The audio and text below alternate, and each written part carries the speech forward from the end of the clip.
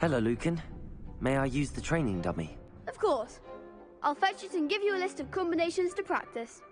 Ready to have a try now? That would be wonderful. Be sure to cast all your spells before the dummy lands. If you need to stop practicing before you finish all of them, let me know. And this is a really good opportunity to now jump into combat, because really in the game, this is going to be the first time where you yourself get to learn about combat and combos in a big way and in a new way. For me personally, this was where the game like really starts to open up to the possibilities. Yeah. So we've set up a training dummy, and this is kind of an activity where you're supposed to execute according to kind of the iconography on the top. Now, what we see on the top is the Accio spell, followed by 4 what we just kind of lovingly refer to as basic shots. There's certain spells what the wizards kind of like use, just kind of fling. Andrew's using one now. And you trigger that by tapping R2 on your controller. So you can see in the corner R2. So if you tap R2, that throws out a basic shot. But that R2 is also your gateway to all of the spells that you might slot. So if you hold R2 instead, you can see how the diamond expands. And if we let go, you see how it contracts. Yeah. And so if you hold it again, it expands. And so when it expands, then all the spells that you slotted while you're holding that button can now be tapped with your face buttons. Awesome. And not only that, but over the course of the game, you can gain additional spell diamonds, up to 4 additional ones, so that you can slot up to 16 spells, pretty much instantly. And then that helped us fulfill the fantasy of in combat, I need to be able to access things very rapidly. Yeah. And so you learn over the course of these events, how to juggle not just the spell casting, but also it reinforces an understanding of another feature of the wheel, which is their cooldowns. So as you're casting spells, just to make sure that you're not just kind of like repeatedly using one thing over and over and over again, you can see cooldowns on the spells that he's using on the wheel. And then as you progress through the game, there are different things that can affect things like cooldowns through your talents, different things that allow you to kind of like juggle and adjust and update those things. And so if you hold down R2 and you tap the D-pad, it will switch between your other diamonds if you've unlocked them, and that's how you access all those. Oh man, it looks like we're about to get some action over here. Yeah. So this is a great way to kind of learn how to pull things together, so you pull those combos right together. Here. Yeah. Tap, Accio, tap, tap, tap.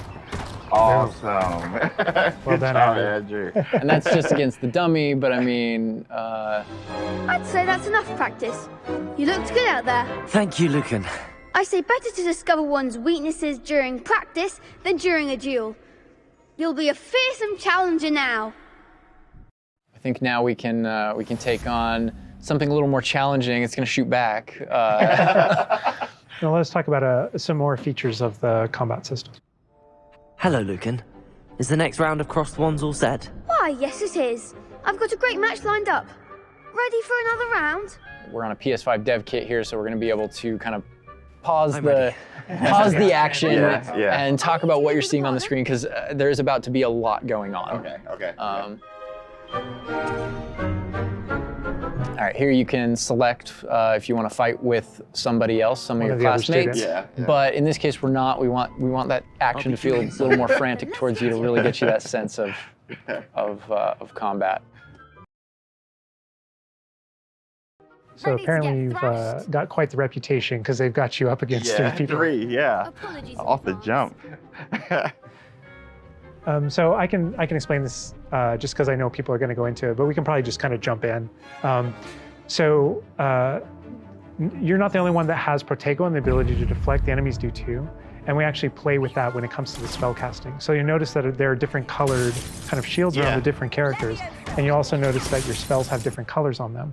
So to help players understand kind of like the function of their spells, we're trying to put them into brackets. So there are damage spells, there are force spells, there are, I'm forgetting the other one, all this, control spells. And so those things for the player, they wind up also being a color indicator for which actual spell to use to break the different shields that enemies can use.